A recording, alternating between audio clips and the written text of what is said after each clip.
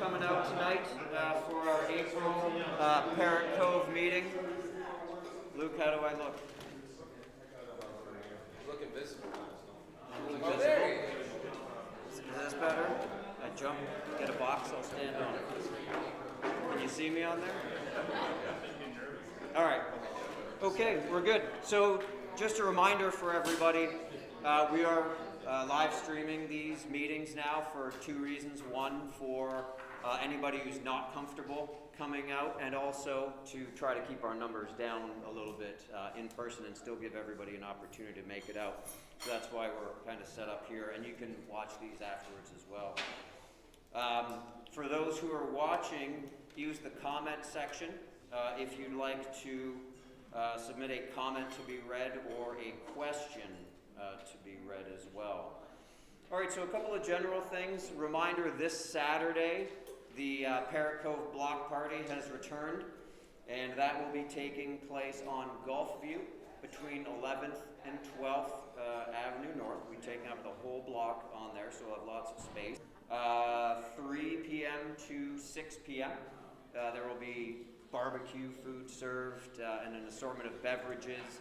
This event is included with your Parrot Cove membership. If you would like to bring a guest, you can do so for $10. If you haven't renewed your membership and need to do so, Barbara, you guys are organizing that. That's the spring cleaning. Donate gently used adult and children's clothing and shoes. I'm taking this off. Started on the 15th, goes until the 25th. We're working with College Park, Eden Place, Pineapple Beach, and South Palm Park, collecting gently used adult and children's clothing and shoes. Contactless, no appointment drop-off at the following addresses: 525 North Palm Way and 527 North Ocean Breeze. Again, that's 525 North Palm Way, 527 North Ocean Breeze. And we'll also take in any donations you may want to make if you attend the block party on Saturday. Ladies, is there anything else that you'd like me to add to that?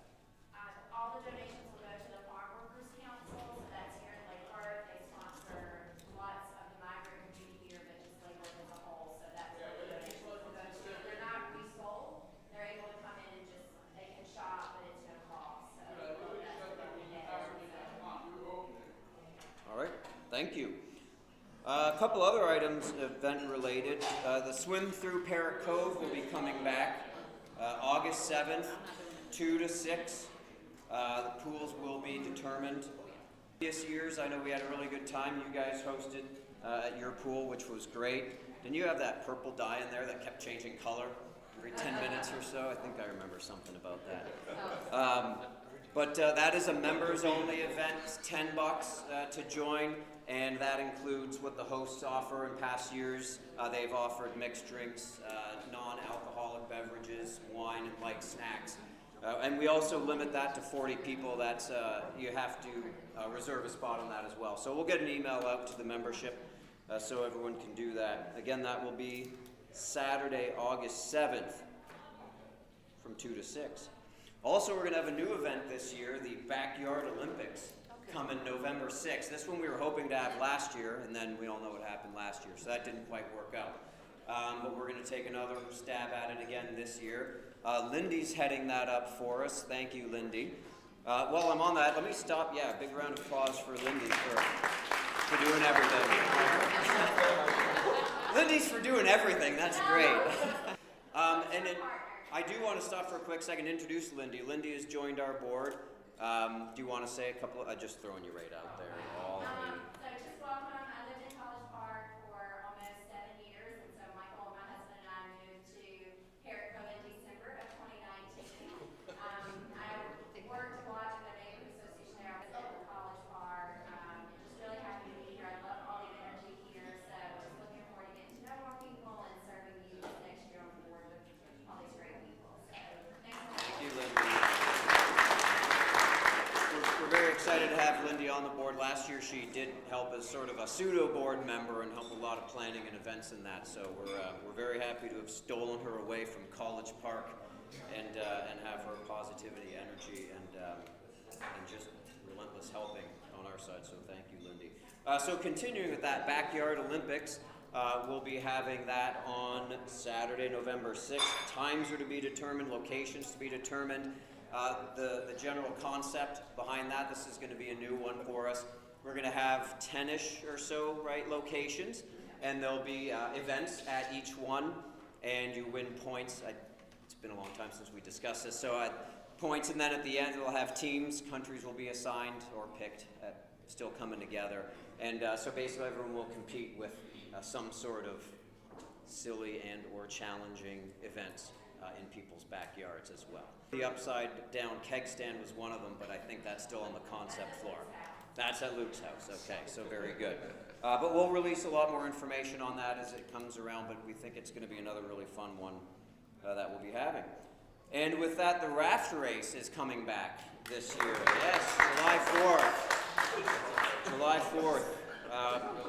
We were undefeated last year, and we were planning on keeping it that way for this year as well. More details will come out because we do have to, the NAPC has to work within some guidelines that the city is going to put in place. So I know that opening, and of course our parade, that goes along with that. It's everything that I have for now, so I'm going to bring up our speaker, newly elected Mayor Betty Resch. She's here. Yep, Betty Resch.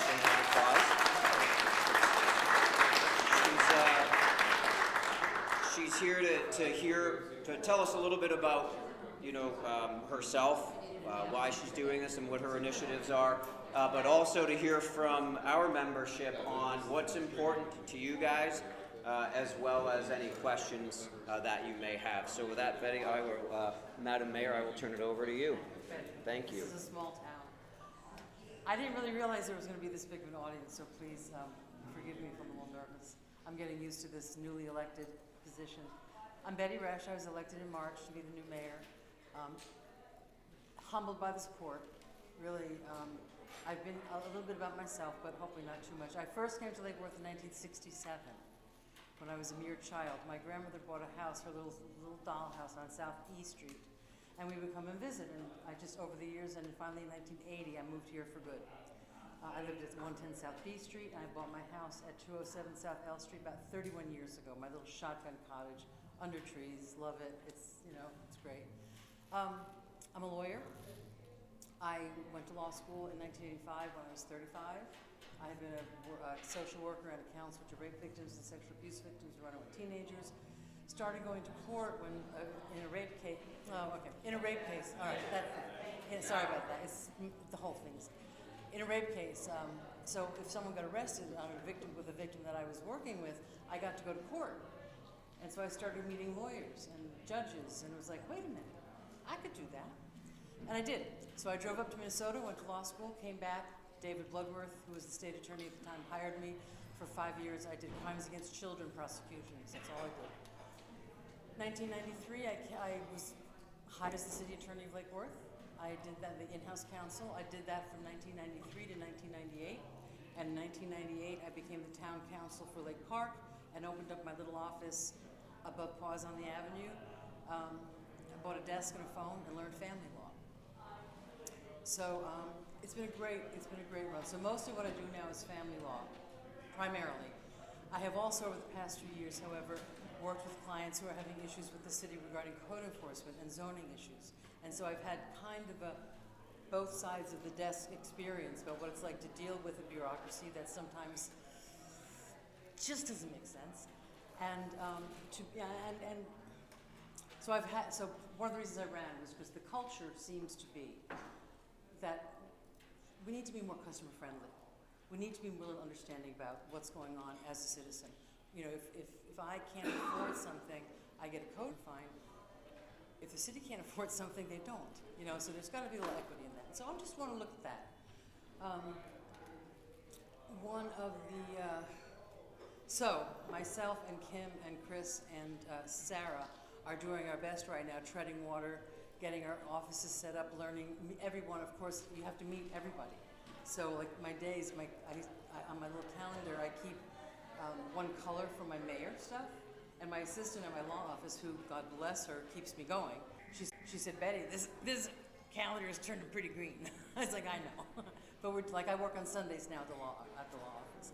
So I ran because of a love for the city. I ran because I felt that there was a bit of an out-of-touch feeling with the city, and I felt it was my turn to serve. Um, there are a lot, I mean, I know that there's a lot of issues. Can you talk louder or get closer? It's kind of hard. I ran out of my love for the city, and I felt like there was a position that could be filled, and I felt that it was my turn to step up and fill it. I have the flexibility with my job, and I felt it was my turn. It's a public service.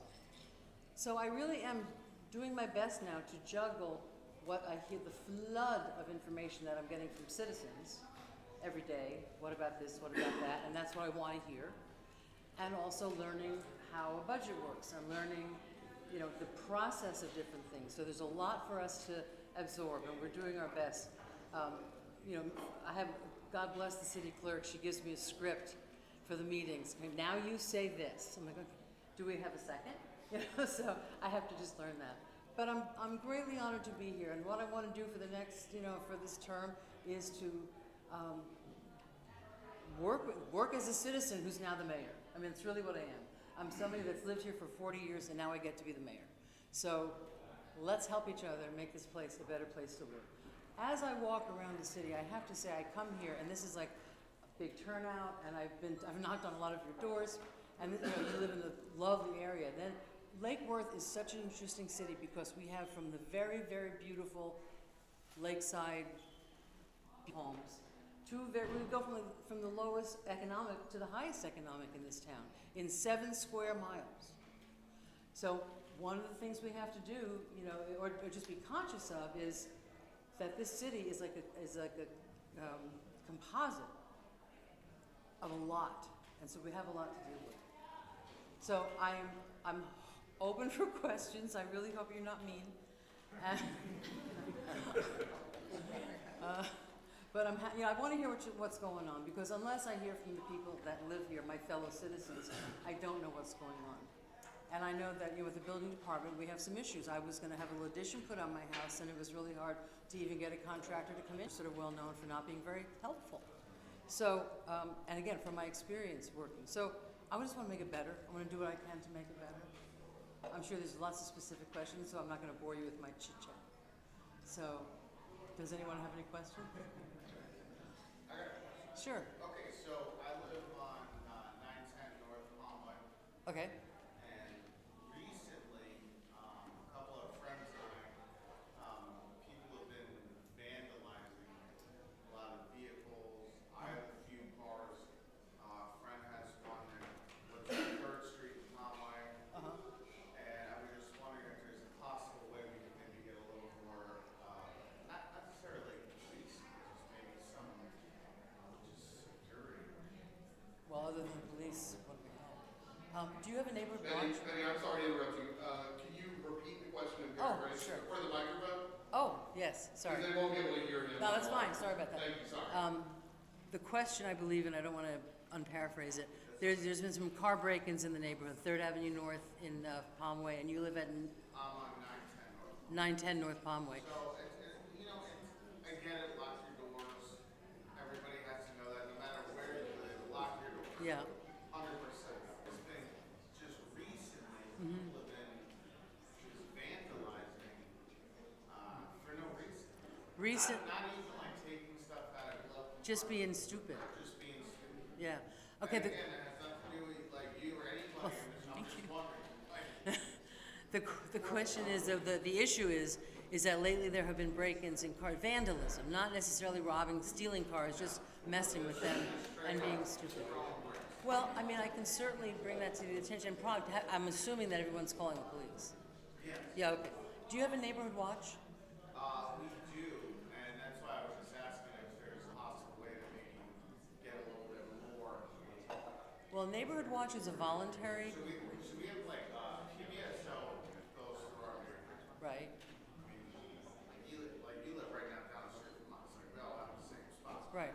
And it's just recently, it's just been crazy that people are just breaking into guns. So is it like Palmway, that area up through there? Like Palmway Lakeside, Austin. Did you write that down? When the sheriff spoke at the last meeting, he said that there's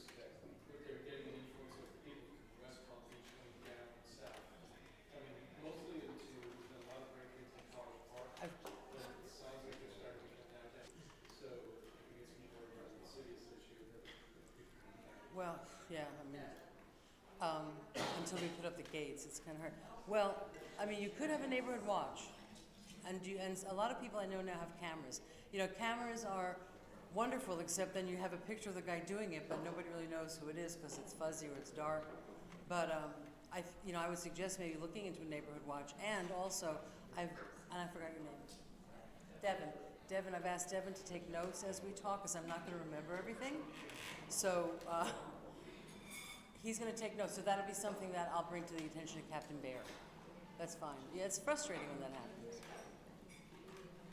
So we live in Mount Conway as well. Across the street from us is an Airbnb. Two one-bedrooms and one two-bedroom, and on any given weekend there can be 20 to 30 people. Is it a multifamily house? It's multi-unit. Multi-unit, yeah. So on any given weekend, like this past, That's my iced tea. Unsweet. Thank you. Yes, thank you. Welcome. Sorry. last night, we had probably 15 chairs. So Iced tea. Congratulations. Thank you, thank you. So we've called numerous times and nobody can seem to do anything about it. Is there, code enforcement? Well, And the other one that really did anything, that was when we had the shooting about 5 months ago. Was Herman came out and he literally responded. Where was the shooting?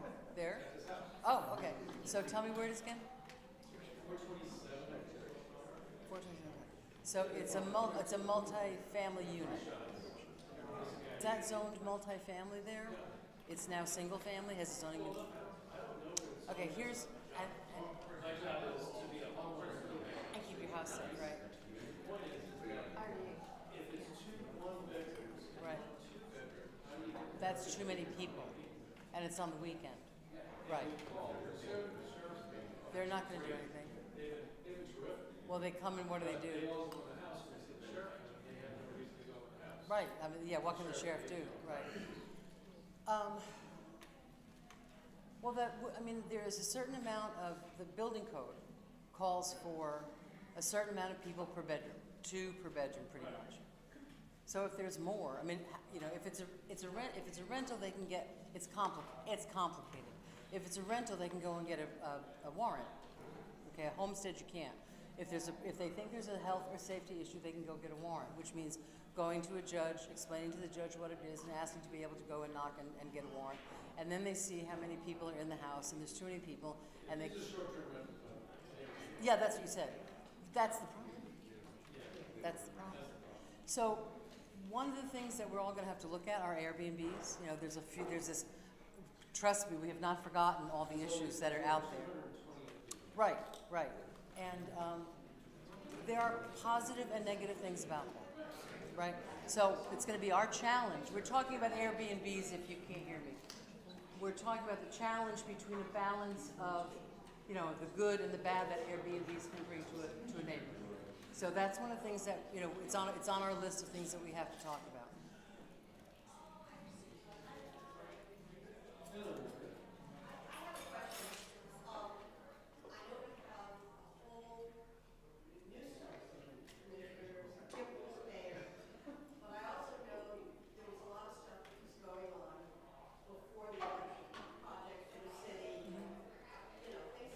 Right. Oh, yeah. So, I know that you and commissioners have a very steep learning curve, and now you have to find a new city manager. But can you talk a little bit about how you're working to continue to keep things status quo? Good question. And so it's an excellent question. And of course, it's a challenge with Michael leaving. So not only do we have 14 or 16, a lot of things going on. There are projects at work in the city, and you just figure out a way to do it. Oh, you do. I learned a long time ago. You do what you have to do, right? So in terms of the continuity, though, the question is about continuity. How are we keeping the continuity? Are we stopping things? As we speak tonight, and I had to leave it early, there was a Zoom presentation by the developers of the L&M project. It's going to be taped. You can see it. You can go and look at it. And I mean that is a controversial project for a number of reasons. It's the L&M project on Lake Avenue Street. Okay, the proposal is to have quite a large apartment building go up there in my neighborhood, which is small houses, residential. So we have some issues with the way they went about it. But on the other, so as a politician, I can't think what is my personal choice. I have to think what is good for the city. So, we're meeting with I'm meeting with the developer, and they are speaking directly in the Zoom hearing tonight, presenting, answering some questions. And they seem to be, there's no contract now. Everything is open to negotiations. So it's going to be interesting to see what happens, because we do need more walking around downtown. Every small town in this country, and probably the world, is challenged by retail at this point. First it was the malls in the 80s. I remember Lake Worth. If anybody remembers Lake Worth with like fountains downtown, it was a downtown. We had a shoe store and a department store and a meat market. Well, in the 80s, the malls, development started, the malls took everything out, and that's every little town in America is struggling with that now. And then COVID hit, and Amazon, which is very convenient, but it's really hurting downtown walk-around retail. So a lot of cities, and one of the challenges that we have is like, how do you reinvent downtown? How do you bring different retail downtown? One of the things I've heard I have spoken with her, but the Peters family bought a lot of property downtown. And apparently one of the issues that they're having is, the kind of renters that are coming to them are not the kind it's like kava shops, so they don't want to do that. They don't want, that's what I'm being told. I have not spoken with them. So we have to figure out what to do with downtown. And Parking, yes, Yeah, parking's a major issue. parking's an issue. I completely agree with you. And that's one of the issues with this. That's one of the issues with this LNM project, we call it. There's 67 public parking, and my office is on the corner of L Street and Lake Avenue, and my house is south and L Street. So this is like directly like my world. Okay, so, I am, if nothing else, honest and blunt. Like when I met with Joan Oliva from the CRA, we had a real heart-to-heart talk. I said, I don't like what you did. They evicted all the people. Now you've created blight in my downtown. There's empty buildings. The fences are falling. It's like, this is not, so, but we talked, because you talk, as adults, we talk about issues, we talk about different things, and that works, that's what you have to do. So, it's a controversy, the parking is a problem. I agree, some people. Not everybody, we over here don't think there's a problem with parking. Well, I understand there's different opinions, but look, I think there sometimes is a parking problem, and I think that we need to, but here's the thing. One time, I was thinking about the parking problem, and I thought, well, how do we fix that? And I went around to the different churches downtown, and between the different churches, there's like over 800 parking spots that are empty. So one of the things that we're talking about, as an interim with regards to this, they're going to be taking away parking.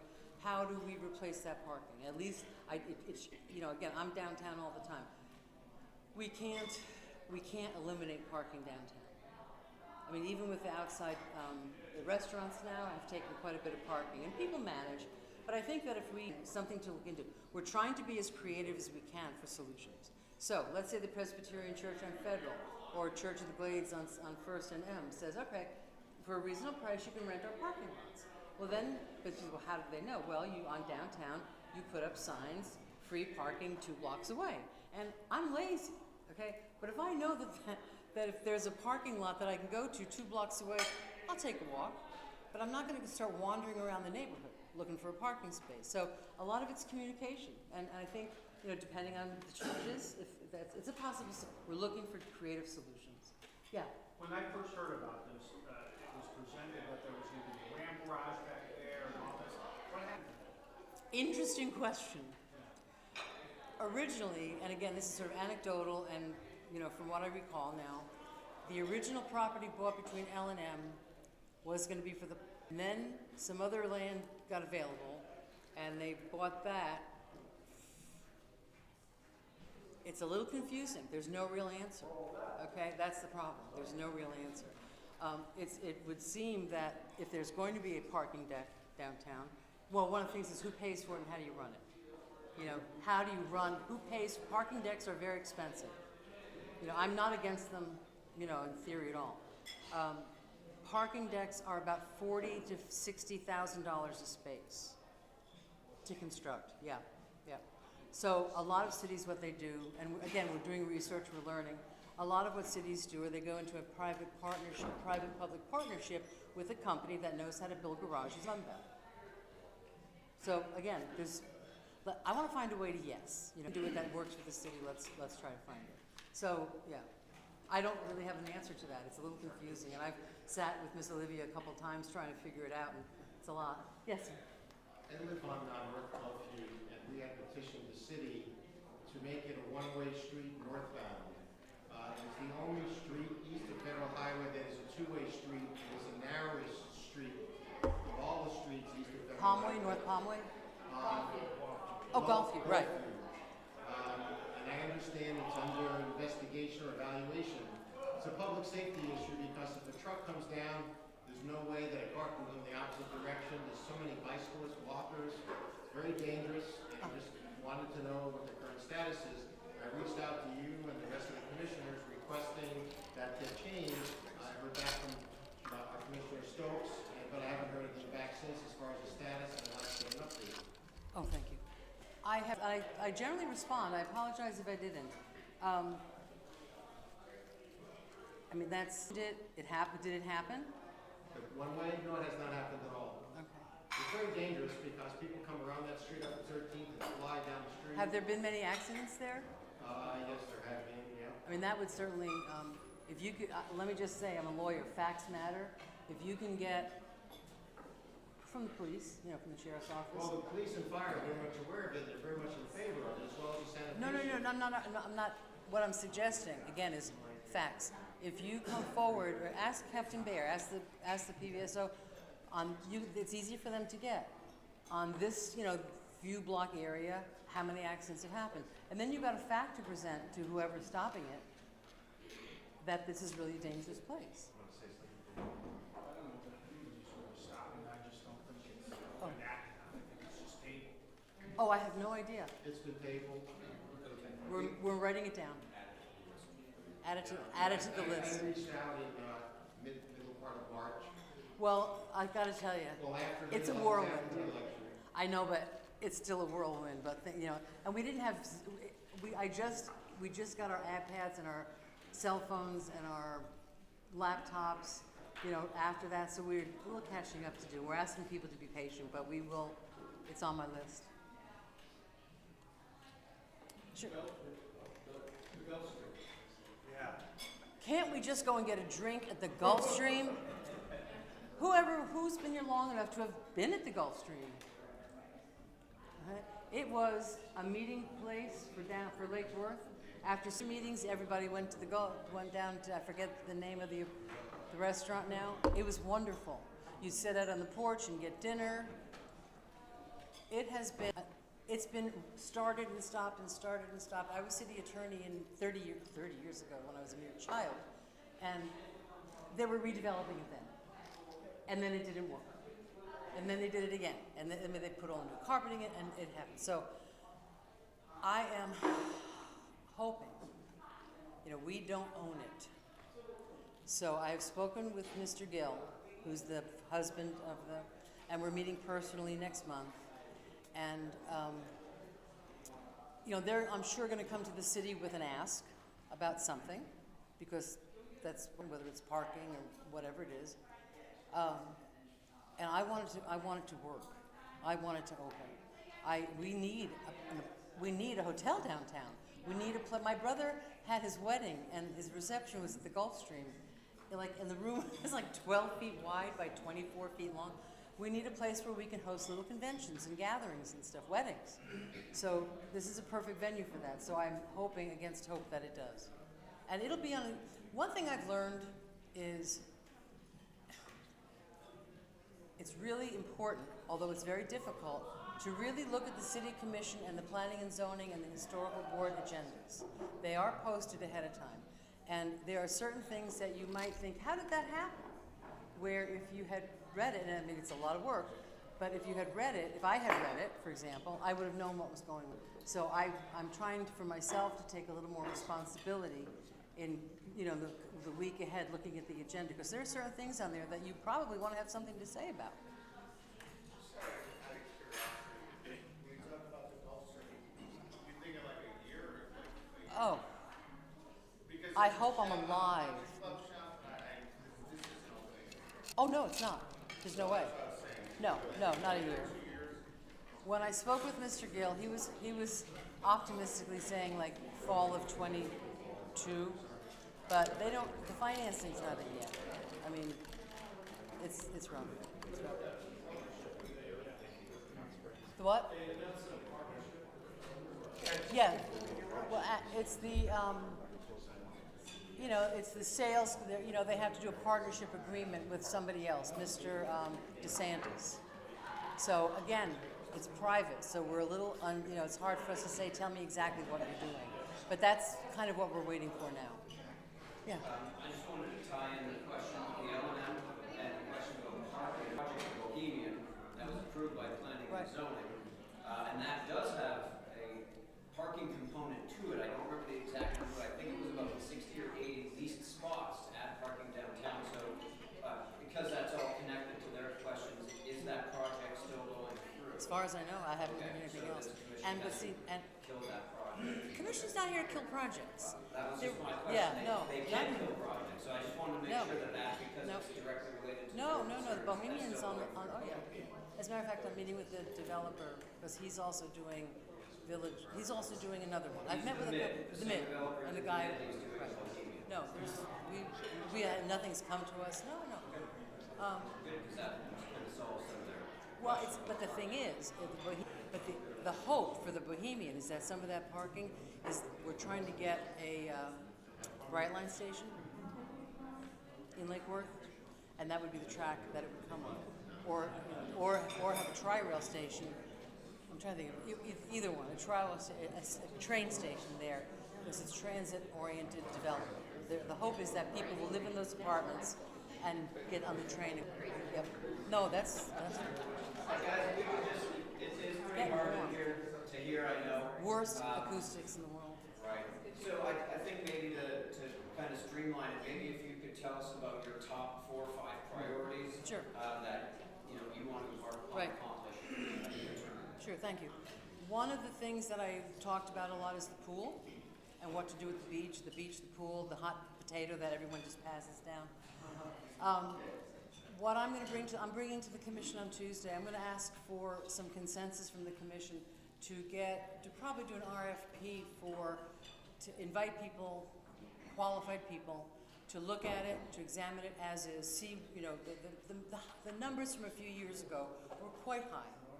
And so I want to have just a fresh look at it. What would it actually take? Because people have given me very different numbers than not $6 million to get that pool. So again, I like the fact.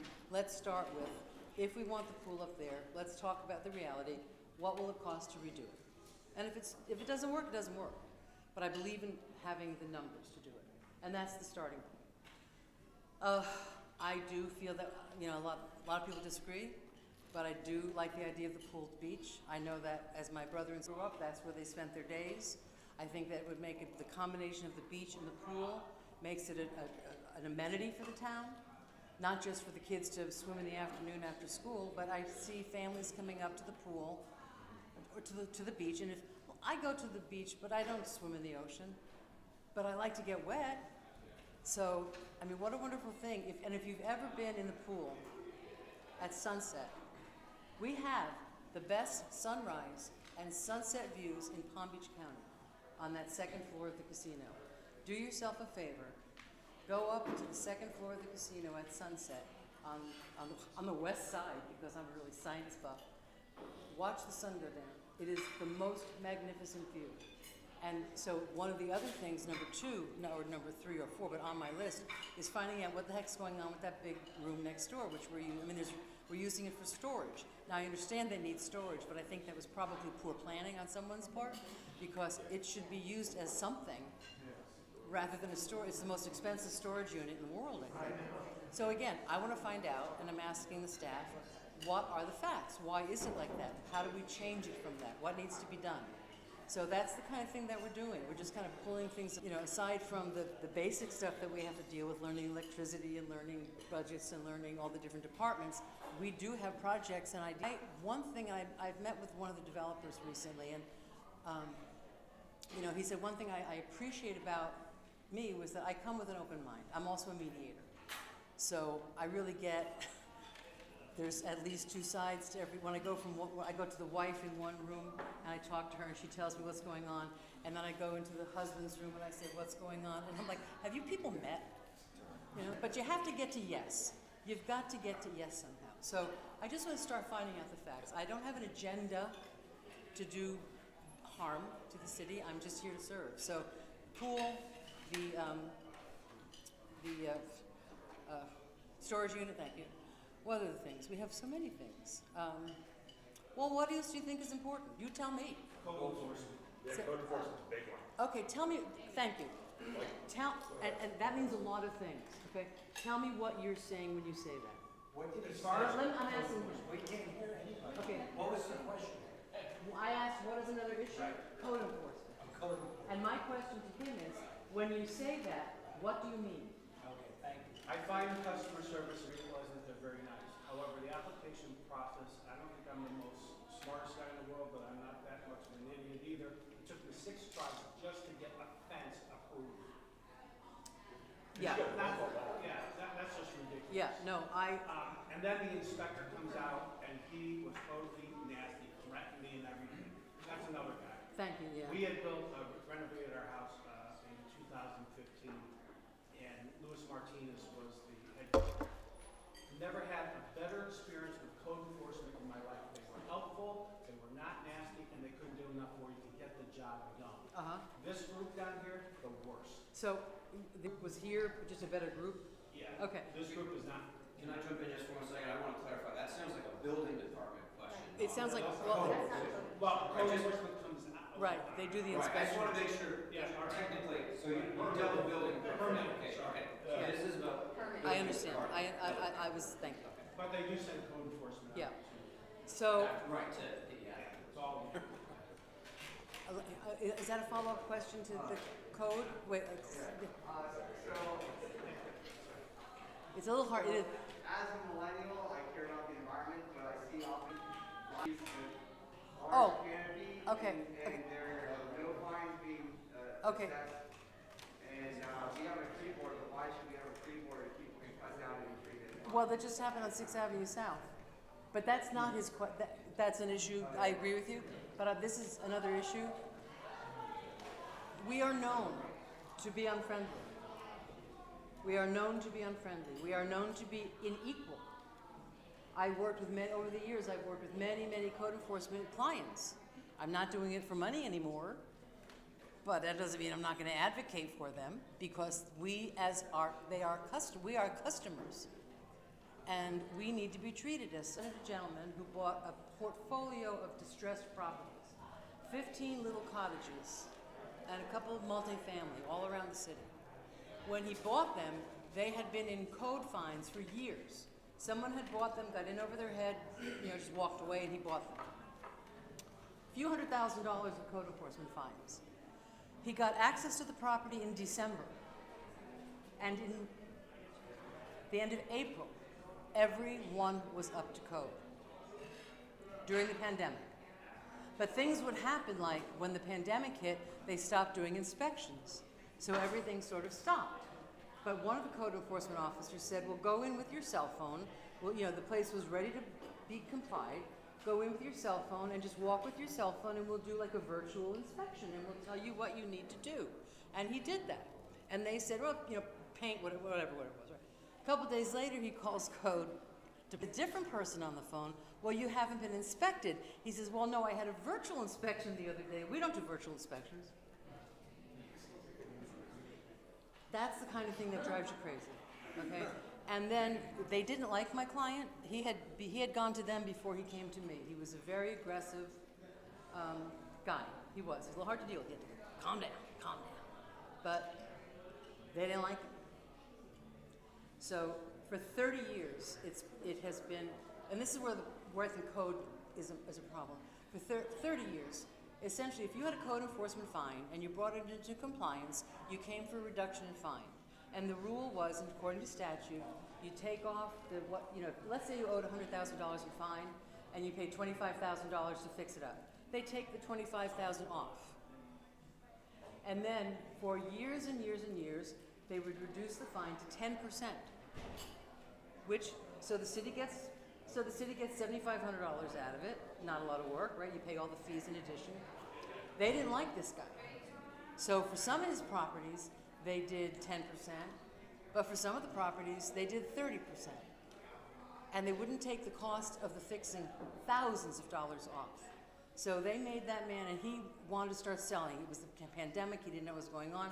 So they made him pay at least $60,000 or $70,000 more in fines than he probably should have. Instead of saying, thank you for getting these 15 properties out of or into compliance, right? So it's the culture is not friendly, and that comes from the top. And I think it's a pretty ingrained culture. So one of the things, one of the opportunities we have with getting a new city manager and a new commission is to culture a little bit. We're not the enemy. There's a woman down at South Palm Park who owns a historic house, and she's putting hurricane windows on the back of her house, her little Florida room. And they're torturing her. They won't let her put tinted windows in. There's a couple other things because it's historic. It's the back of her house. So that kind of stuff. I mean, she's now had somebody helping her, right? I mean, she's got to appeal to the board. Come on. How much time, energy, and money Oh. is that about? I mean, Yeah, no, that's the kind of thing. But see, then, okay, that begs the question then, okay, at what point, and herein lies the problem, at what point does common sense become favoritism? Or does common sense become lax standards? So that's the balance. I mean, everything in life is a balance. And that's one of the things that we have to find the balance for. In 1993, when I came to be the city attorney, a lawyer came to me. He says, "If you can do one thing, please tame down code enforcement. They're like bad dogs," and that's 1993. So I mean, there's hard work. I'm not criticizing staff. They work hard. They do, but it's just it's just a little uneven. It's just a little uneven, and I think people are happier when they feel support. I just figure out a way to do it.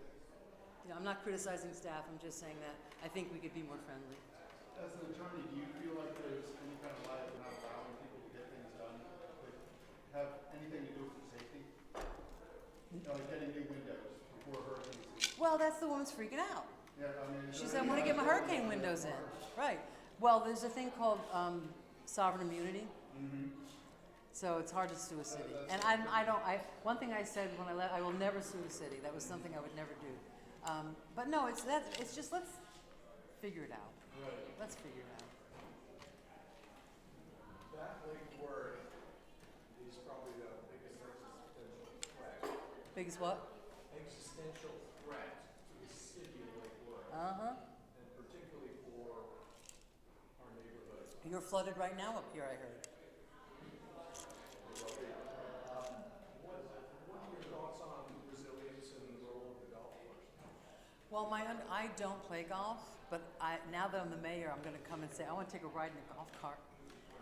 And I'm going to look at the golf course, because what I hear from golfers, Don, you're a golfer, it's underwater a lot. The east side of it's a problem. So I think, on our list of things that we need to do to fix Lake Worth is take a real serious look at the golf course and how, what's the answer? Chris McVoy is on the commission. He's the water guy. We have, we just approved money for pumps, as a temporary fix. But I think what has to happen too is all the towns up and down the coast, we've got to get together and address this. Because and what do? We can't stop global warming. We can't stop that. But they weren't flooding on Palm Way when I lived here 30 years ago. So something's definitely happening. So I don't know the answer. I know it's a problem. Yeah. There was a plan to put drainage into the golf course, or is that something? I don't know. You don't know? I don't know. That will be something that will go on the list for. The poor staff is going to be like, she's asking all these questions, but we want to know. We're not a big city. We can, we can talk to each other. I just want to add to, and you brought up the trees, Oh, the but I trees, think yeah. your question was actually code related. Right, it correct? was. It was going to be, or your comment, it was going to be why can people take down the trees and not And pursue not some get- sort of code? Essentially, I grew up in Key West, and if you were to cut down a certified tree, whether it was native or invasive, you felt some type of repercussion if you did not get Is- it means that people can just hire a landscaper and they just It's horrible. whatever they want without any repercussions, so. And I've seen this on several. There is a occasions. code about cutting trees. I think there's a code about cutting certain trees. I know there's a code, but there's no enforcement. Well, that's my next sentence. When that happens, the city has to, call the city. What I want to hear is if you call the city and you don't get any response. But what I hope you would do would be, you're aware of the problem, you know there's a code against it, you can call the city and say, hey, listen, 615 South Lakeside, they just cut down a good tree. So that they, yeah, I have personally called when I was on the tree board, right. and nothing happened. So they should happen. They should get a ticket. They should get a fine. But I mean, it doesn't. I can't fix what didn't happen. What I can do is look forward. Well, I know, Yeah, but yeah. No, I understand what he's saying. That's the magnitude of the problem. what's changed? What? That's the magnitude of the problem. We're calling, but Exactly. Well, the funny thing is, I've been on board now for about 5 weeks, and if someone calls me, and I apologize if I didn't answer your email, I'll get an email, I'll respond or call back, and people will say, you called me back. I'm like, yeah. It's a little overwhelming. Sometimes the calls are at 9 o'clock by the time I get there, but I will because, again, we all live here. Yeah. I just want to play devil's advocate with the tree thing because we're from out of state, and I'm sorry, when we moved here, we don't know what's native and not native, or that there was even a code enforcement on it. So maybe that should be something when someone moves in that you should let that homeowner know because we have no idea. I know we pull trees out. I didn't know what the hell that tree was. Yeah. No, you've touched on a very good subject. I would like to see, number one, for every person that purchases a home, whether it's going to be a homestead or a rental, to get a little booklet before you cut a tree, before you do this, before you put on an addition, before you get central air. Here's a code. This one will stump you. This is good. This is a good one. If you have a house that's not occupied, you have to register it with this company, and you pay. It has been $150 or $100, $150 to register your vacant property. Okay. Now, I had a client who lived there for a while, and then she rented it out, and then her son moved in. So she didn't renew. She didn't renew her rental license when her son moved in because she was no longer renting. Well, and so when she got the registered letter to the house where her son and his roommate was living, registered letter, never got it. They had a hearing without her because she didn't know about it. And when she went to sell the house, she discovered there was a $47,000 lien on the house. And how is a person supposed to know that if your house is not occupied, you need to register it? How are you supposed to know that? Why would you think that? Or if you have an alarm system, you have to register it. Say it again? Or if you have an alarm system, you have to register it. There's so many things Well, that that connects to the police and the fire. yeah, there's so many things that if you're Right. like, let's say you've rented your whole life, you bought your house here. Yeah. And there's just so many things that first-time home buyers would need to know. Wouldn't even know. I agree with you They just completely. don't know. So let me ask this group, how do we fix that problem? Okay? People had to Google stuff. Google It's an education. But you don't even know what to Google. So you don't know what you don't. Here's the thing, you don't know what you don't know, right? So actually, I have a question too, because I'm friends with Brett Princeton, and one thing is that we've had a huge issue is rats. Rats? Do you have any cats? And all our neighbors, I mean. Anyone have an issue with rats?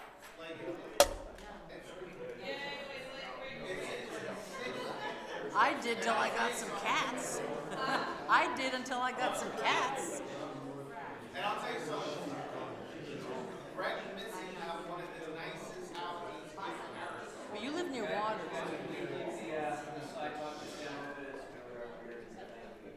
But it's just insane. I don't even Wow. get why where they're coming. Well, I mean, you do live near water? Live near water, which is part of it. We all live on the same street. Right. So back to that I don't education thing, let me give you another example of this. This is why it's so frustrating. we really love our house. We take a lot of pride in it, and we try to do everything right. We hired a landscaper to do something. He called the city to find out if we needed a permit. Right. And the city said we don't need a permit. Okay. And guess what happened 6 months later? I get a lovely letter on my door saying that we need to pull out. That's frustrating. What do I say? How can I? What response do I have to that? That makes No, no it sense. wasn't a thank you for improving. Right. Yeah. Right. It's getcha. Yeah. No, I want. What possible answer would I have to that? I'd like to talk to everybody about rats, because I had a very positive experience with the city and rats. They will, if you happen to be near a manhole for the sewage, they will come out and bait that. Oh. And that, I hired the best rat guy in the world. He's the rat wizard. Call the city, they'll come out, they'll bait it. The city will come out and bait the manholes. And we've done that, but as far as like, well, just as far as like Brett was saying, like, as far as like improving the front lawns of our house, like, you know, a lot of us are trying to like just improve it, but just make everything amazing, and we keep getting hit with the code violations. Well, that's what you're just saying, and that's very frustrating. We're not just doing that for ourselves, we're doing that for our neighbors. Well, of because we course, want- yeah. No, this is a beautiful neighborhood. You know. This is a beautiful. I mean, I live downtown. So, you know, it sounds to me, we've been here for just over 2 years, and we've had really good experiences with the city, but that's because we have made the effort to be very close with those that make decisions and tiptoe around them. But I think it sounds like the city needs to have some sort of workshops or education Absolutely. process Absolutely. to start from the inside, deciding what the rules are, how things are supposed to be done, set up, you know, the rules, so that when we as homeowners go in to apply for a permit to trim a tree or to upgrade my sprinklers or Right. change out my back windows, those rules are standard across the board. And I know from dealing with the Historical Society, they've been great with me, but they are not great with everyone. Right. Right. No, that's a problem. And that comes from, at your end, with the commission, to set up, you know, whatever is necessary culture. for the education. Yeah, yeah. And so, but then you have the situation where, okay, let's say this woman down South Palm Way, it is a rule, apparently, that if you live in a historic house, you can't tint your windows. Right. But what if it's in the back of the house? But again, that's So we have the to thing. change the rule. It's the rule. So we have, And they're following the rule to the that's what T. right. But sometimes they don't. Right. Or sometimes people don't ask. Yeah. They apply, they do the right thing, and then when you're not looking, they don't do the back the same as they did the front. Yeah, which is oh what yeah, a happens lot of that around happens, here. oh yeah. We have, Oh, we got one more. Sure. How am I doing so far? And we're hearing a lot of ideas tonight and opportunities and all that stuff. Have you given any thought to possibly doing a local charrette? Are you familiar with charrette? Oh, honey, I have been to charettes. I have been to a lot of charettes. It's an opportunity Right. to break out the different sections of the city and come together. It's like a strategic plan. It is. We've done them for streets. We've done. Okay, that's yep.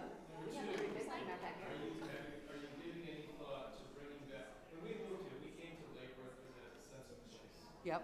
And, with 3 blocks from downtown, it's great. Are you giving any thought to bringing back bonfire on the beach? Well, COVID killed Bon. Oh yeah, yeah. I mean, I think we're getting on the end of it. well, but we're on the end of it, but we're not on the end of it yet.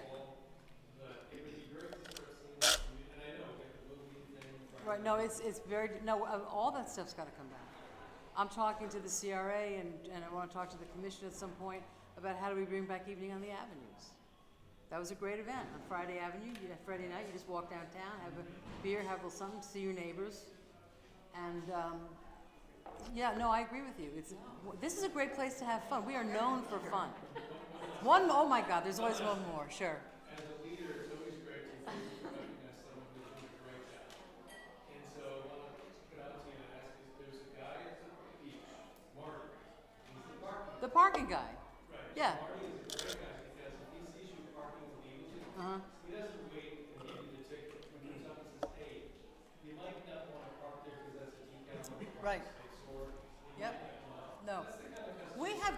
staff. We really do. Absolutely, absolutely. Yeah. No, I've dealt with Marty. No, we have really good staff, and to live in to work in such a small pond, to work in such a small environment, there have to be relationships. And I have to say that the morale of the staff, everybody's psyched, we're all ready to go. We've got interested staff. They want to learn. They want to hear new ideas. They're here because it's not the most glamorous place to work. It's not where they're going to make the most money. But there's something about Lake Worth that we're here very consciously. I have one quick question. Sure. We're new to the area, so my question is to you: is there's a lot of issues being thrown at you.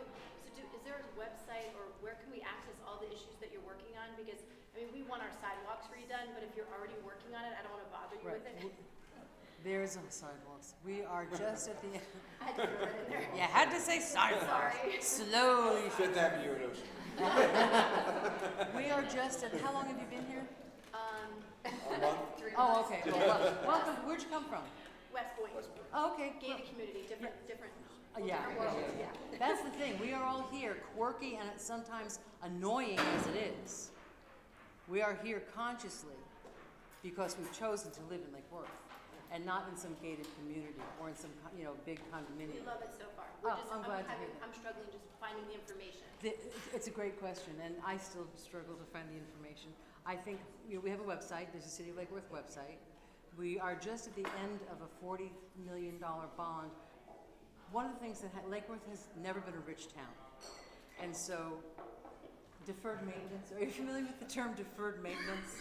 A lot of that going on. Okay, so the last commission, to their credit, got a $40 million bond, and what they did was they did a survey. They had a survey of the streets done, and they started with the worst because there are some. If you drive down like C Street, D Street, E Street, south of Lake Avenue, they have cute little neighborhoods. I live in a little cottage. That's one of my. And you look around, and these people care about where they live. Sometimes you hear things, the West Side, but it's a neighborhood. But then you look at the streets, and it looks like a third world country. So as hard as they try, it's hard to keep that up. So what they did was they took, as far as I'm told again, they took the worst and started working up. They redid my street. I don't know why. This is a couple years ago. They did it 20 years ago. I thought it was okay, but they did it, and now my driveway floods.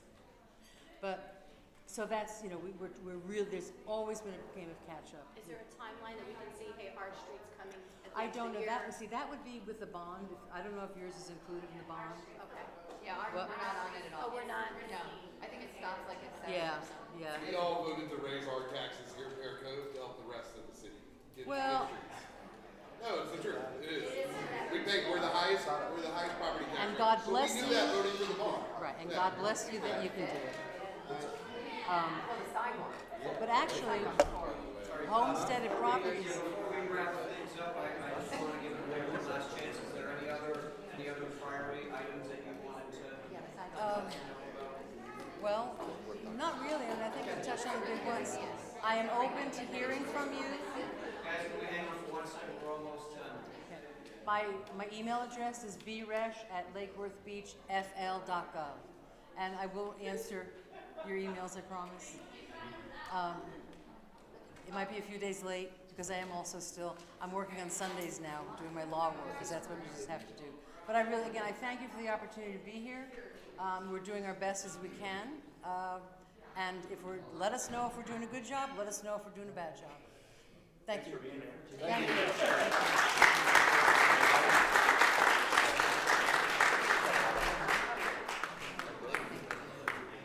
All right, everyone, we'll just really quickly, we'll wrap it up here.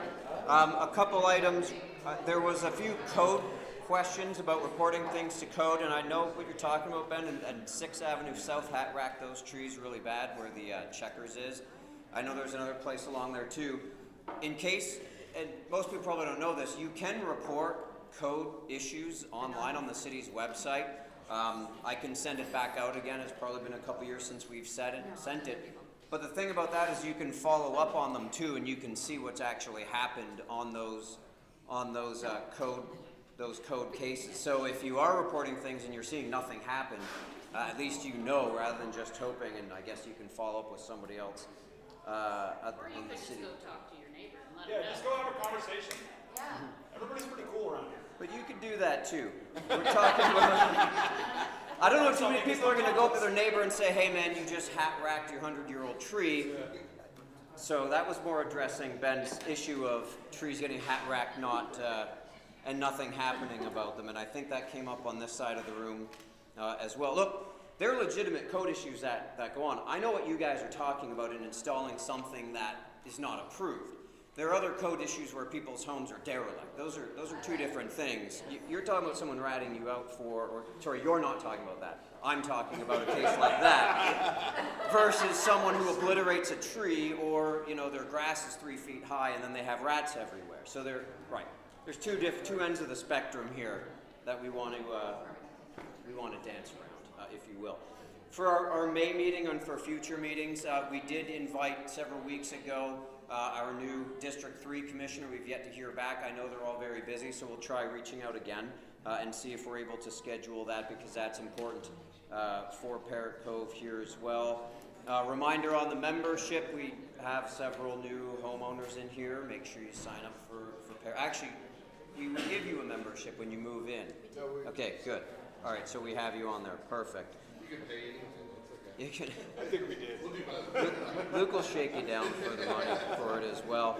And another one of our future meetings, we're going to have one of this, probably the, I'm trying to remember his exact title, the City Flood Plan Administrator come out and talk. Some of you may be aware of the new FEMA flood maps that have come out, and a lot of that's changing. So now, and these are rough areas, basically if you're along Palm Way, you have to have flood insurance. Now it's moving over to federal. And that's coming soon. So there's going to be some implications on that.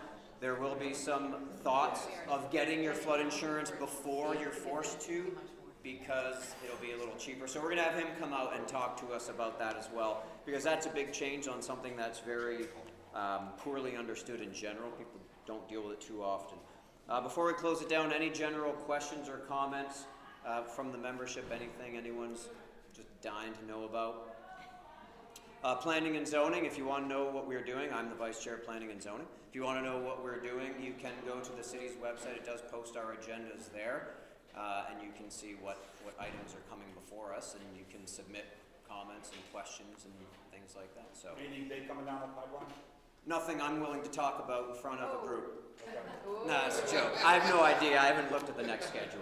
The last few things we approved were some minor cleanup changes in language to code. Someone building a triplex in the south end, and we had to approve what it looked like, some sidewalk issues. There hasn't really been anything huge or controversial. I know there's some projects coming in.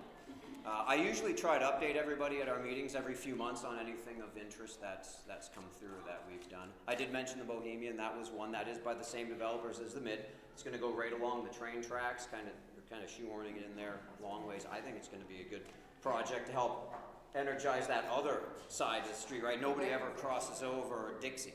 So that's going to be another project right along there. Very nice looking project.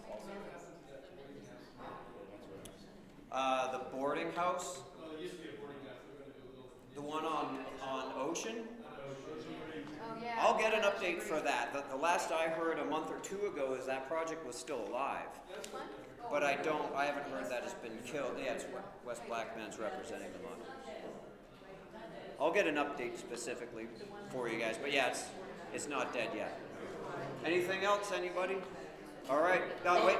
Come to the The block party, right. Block party, always a good time. You can ask me all the questions you want then. Right. Thanks everybody for coming out. Have a good night.